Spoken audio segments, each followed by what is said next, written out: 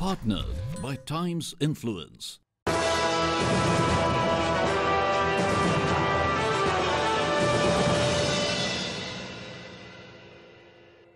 Welcome to the ICICI Bank NRI of the Year Awards 2018, powered by the Global Indian International School. The NRI of the Year Awards recognizes excellence in art and culture. And the winner in this year's Art and Culture category include Psychuck, Manapragada, North America. Biju Dannapalan, Asia Pacific. Jogiraj Sikidar, Middle East. Tejinder Sharma, UK and Europe. We're in conversation with the winner of the NRI of the Year Award in the Art and Culture category for the North America region, founder and CEO of Zi-Fi Networks, Psychuck Manapragada. Sir, I have to admit, it's not every day that we are in the presence of a triple Guinness World Record holder. Thank you. Tell us your story. Well, for the Guinness World Records, the first Guinness World Record is for 265 languages that I have sung the national song of India, Vande Mataram, Ma Tujhe Salam. This was back in May of 2010. And then 277 languages, I followed it up by training a group of people and then again singing all the languages myself. So those are the first two Guinness World Records. The third one is for being the fastest piano player in the world.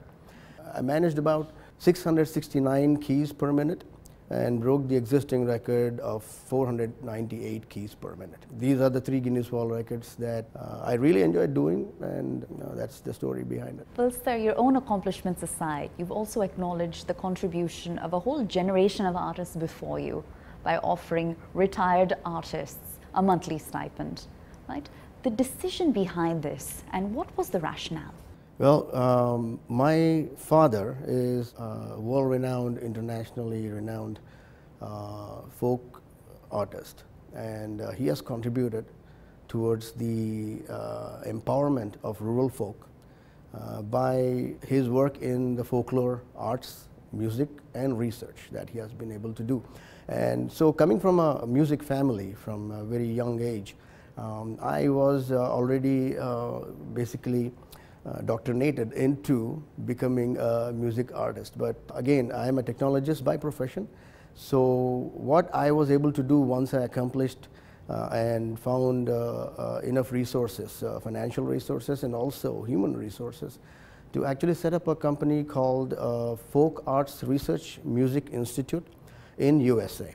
And with the sole aim of proliferating the folk arts, music and culture of not just my state, which is Andhra Pradesh and now Telangana, but also the folklore arts of India throughout the world. So when I look at a lot of people who are actually working in this regard, I found that there are a lot of people, unsung heroes, and there was a need, and they were in a lot of difficult situations. Not only are they financially having problems, but also having problems in recognition. So this is, I'm talking about 20 years ago. So with that in mind, with the inspiration that my father has given me, we have started this, and all of his contemporaries have been honored with stipends every month so that their financial burdens are eased a little bit, and they continue to do the great work that they do in promoting the folklore arts of India.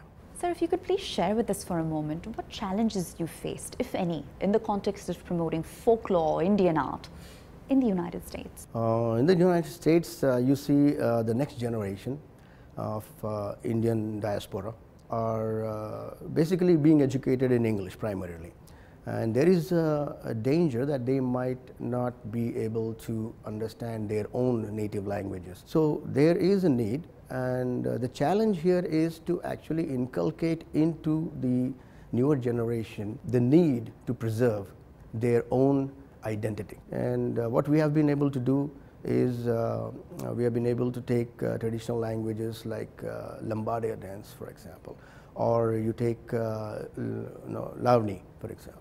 So these are some of the dance forms that are not openly embraced. So folklore arts always have been carrying a stigma, and that is not justified. And the challenge is to basically educate the people so that they can embrace the arts by themselves. Sir, oftentimes within Indian communities living both in India and abroad, there's a resistance towards pursuing performing arts professionally. How can your work or the work of others like you help reverse that trend? We have seen that in the last 15 to 20 years, with the advent of the media, especially when you talk about TV channels and the performing arts, the shows that come on the TV, not just here in India but also in the United States, has actually piqued the interest of the younger generation. So that stigma that used to be associated with somebody getting into a performing arts or somebody becoming a cricketer, for example, that is not there anymore, and people are able to see the opportunities. So the work of myself and my contemporaries, I think how it will help is to basically educate the people and bring them out from their shells and provide them with the opportunities. And once you provide the opportunities to them, I think the proliferation of folk arts will be like a well-oiled machine taking care of itself. Sir, how does it feel to be acknowledged as an NRI of the Year? First of all, thanks to Times Now, ICICI Bank, for recognizing me with this esteemed honor. With every honor and recognition comes a great responsibility, and it actually inspires me now to do more and really take all the initiatives that I have been thinking about forward. So this recognition is really a very strong encouragement from all the folks in this country. So we congratulate you on all of your success to date. You've really led by example in the context of promoting Indian art and culture, and we wish you continued success. Thank you. Well, that brings the Times Now ICICI Bank NRI of the Year Awards 2018, powered by the Global Indian International School, to a close. Thanks for watching.